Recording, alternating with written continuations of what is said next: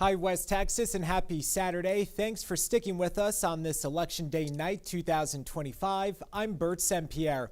Polls closed at 7 this evening, and things have pretty much wrapped up in Tom Green County. And we've got an update on results to share with you, starting in San Angelo, where we have the unofficial totals.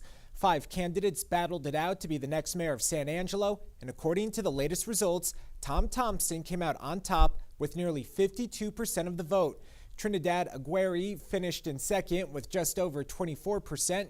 Gary Jenkins finished in third, getting nearly 18% of the vote. Juan Acevedo had just over 4%, and Josh Burleson came close to the 3% mark. Now to the city council races. In single-member District 2, Joe Self sits in first with 37.92% of the vote. Dudra Butler is keeping it close, sitting at 33%, and John Barrio has 28%. In District 4, it's a matchup between Patrick Healy and Jamal Shumpert. Keeley has 67% of the vote. Shumpert has just under 33%. Now, there are 2 bond proposals on the ballot as well. Proposition A would earmark millions for extensive renovations at the city's Coliseum. So far, 53% of voters have voted in favor of the bond proposal. San Angelo ISD has a ballot proposal of its own that's also seen on the ballot as Prop A. It would designate millions for infrastructure, safety, and security upgrades at schools across the city. As you can see, 54% of voters are in favor of Prop A. Now to Abilene, where we have the final unofficial numbers. Let's start with the city council races. In place 5, 3 candidates battled it out. Kyle McAllister came out on top with nearly 50% of the vote. Miguel Espinoza has nearly 43%, good enough for second. And Cynthia Alvidrez got just over 7%. Place 6 was a contest between Tammy Fogel and Travis Craver. Craver will now represent Place 6 after getting nearly 65% of the vote. Abilene also had a bond issue on its ballot. Proposition A would earmark millions of dollars to help pay for extensive renovations at Abilene Regional Airport. Just over 52% of voters supported Prop A. Again, these are the final unofficial numbers. We're now going to head on out to Tom Thompson's viewing party in San Angelo. He's surrounded by family and friends. Ethan Purcell is also there tonight and has more with Mr. Thompson, the unofficial mayor-elect. Hi, Ethan. Good evening, Bert. I'm here downtown live from Miss Hattie's, and according to the unofficial results with Mayor-elect Tom Thompson. Mr. Thompson, tell me about, the campaign's over now. It's a long campaign. Tell me how you're feeling right now. For the first time in about 60 days, I'm fairly relaxed, all right? I think all of us as candidates that went out and had items on the election today, and there's lots of people with both bonds, everything. Today's the first time, or right now, it's probably the first time we've all sat back and take a good breath and we're relaxed. I mean, it's been a chore, and it's been one of the most educational things I've ever done, but right now I'm pretty relaxed. What is it that you feel gave you the edge over your opponents in this election? I don't know if I had an edge. So there was no landslide to this. It was 51%, all right? So there was no landslide, and I've got 49% of the people I have to convince that I'm the guy to do the job and move forward. And I highly respect, my opponents in my group, and they work their tails off. You have people that like your vision. They have people that like the facts you put out there. You have people that like I was fixing to say, the things that you've done and been able to succeed with, and they want to see you move with those and go on. And I have 7 years of sitting up there on the dais. So I think when you put all those things together, it was beneficial for me. When you're an incumbent, that gives you some educational advantages, institutional advantages that other people don't have. That's no dig about anybody. I'm not the smartest guy in the room, and lots of the people that I've spoke with and my opponents are very, very intelligent, very smart people, and they've got some very good issues we need to address. But in the overall run, when you put all of those pieces in a pie, I was able to come out the winner. Well, talking about your campaign, you had a lot of priorities that you spoke about during this campaign: public safety, tourism, recreation, economic development, city staff development, infrastructure. With that in mind, what do your first days in office look like? Well, first days in office, I made a list and I put it out there. We have to get the incoming candidates up to speed on what we have coming. We have to get our budget meetings ready for July and talk about our general fund and our enterprise funds. I've had some hot buttons come up, and the budget is not coming again until October 1, but we have to plan for it. Permits and planning was a huge topic, so we need to double down on permits and planning and make some improvements there and give them more assets to provide quicker things for the home builders and the realtors to go through. Economic development, I think we've got some really great things in the oven that are baking that are going to come out soon. We need to push economic development until, there is push as far as I can. Go help bring us in, because that helps us lower our taxes for everybody. Water, a big one for me is we never want to be the city that runs short of water. I think they'll fight in 100 and 200 years, wars will be fought over the world for water. We don't need one of those to be here in San Angelo, people going, we want to take your water. We have to be very resilient in our pursuit of more water sources, and we have to protect what we have. There's lots of people that have talked to me and issues that I didn't know people had, and they've come in and said, and you're just like, I never knew that, but you learn a lot when you go through a campaign. You find out what hot buttons are.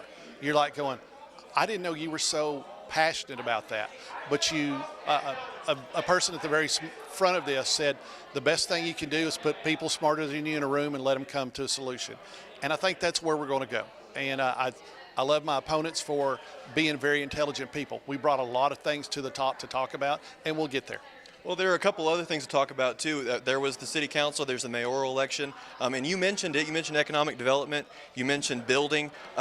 Before we went live, you were talking to me about how important those two bonds are that also were on the ballot. Could you go into that a little bit? Oh, absolutely. So I will tell you firsthand, if these bonds didn't pass, I didn't know if the city of San Angelo could recover long term. We have lots of people that look at our school system and evaluate it. When they come here, businesses look at it. First thing they ask is, how's your housing? Well, first they ask water, how's your housing? And the third thing on the priority list is when they leave and go home and they're talking to a company about coming here, they have to tell their employees, the mothers, the wives, they're very concerned about the educational system. It's great that we can now say the city of San Angelo stepped up and they said, here's what we're going to do to develop our school system. My wife's a teacher. And, we look for the times where she has a desk instead of a table. And I think Dr. Moran and Dr. Brandon went through and they worked, the San Angelo Independent School District worked their tails off. I was putting signs out last night until 11 o'clock, and they had crews going around putting it up. And it's one of the best campaign things they've ever done. The Coliseum renovation, I think, is going to be absolutely fabulous. I think it was hard for the Stock Show Association already invested $1.5 million in it. And then right during the time they were trying to promote that was their biggest event of the year. So they really only had the time to promote it and answer questions about the past 2 weeks. And there's a lot of misinformation out there. A lot of people didn't know that it was decided to be a 20-year bond instead of a 25-year bond. It saves the taxpayers $9 million in interest. All right. They didn't know, and they didn't do a good job of getting that information out there. They took every step they could to make this the least cost way to use $41 million to put together a facility that's, if you started from ground zero, would cost $250 million, and do it respectfully financially to where the cost is not going to be a burden for those people. I think when you look all of those things together, that economic impact, and that proves to people coming here that San Angelo is focused enough to go, we're in it for the long haul.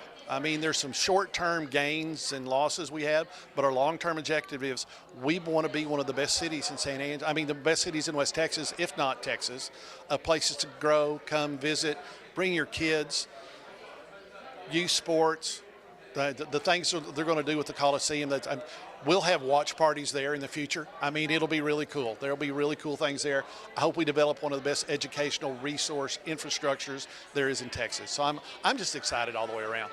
Well, thank you very much, Mr. Thompson. We're going to go ahead and wrap it up. I know you got to get back to your party. Absolutely. I appreciate it. I appreciate it again. Thank you so much. It. Well, hey, that'll do it for us here now. Live from Miss Hattie's, Ethan Purcell, Fox West Texas. Back to you, Bert.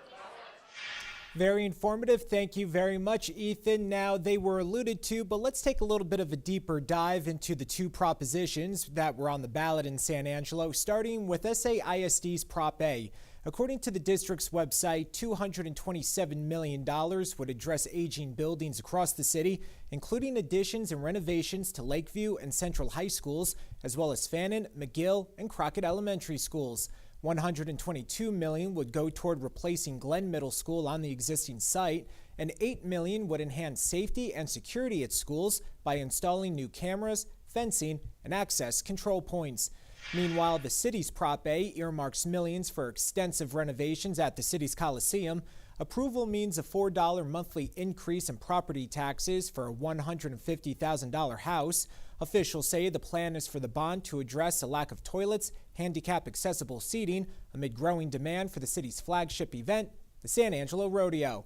Now back over to Abilene, Prop A would set aside $20 million to help fund part of a $70 million expansion project at the airport.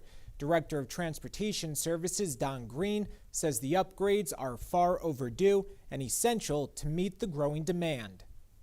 That $20 million will go toward a $70 million project to expand and improve the airport terminal, an expansion of the boarding area to accommodate up to 200 people, as well as a relocation and expansion of the TSA screening checkpoint. The renovation plan also includes moving and modernizing the airline ticket and rental car counters and removing the broken and outdated escalators. Now that the bond has passed, taxpayers who own a house with $100,000 in taxable value will have an added $13.14 added to their annual tax bill. To see all of the unofficial results, you can head on over to our website, foxwtx.com. On behalf of the entire team here at Fox West Texas, I'm Bert St. Pierre. Thanks for making us a part of your election day. Enjoy the rest of your night.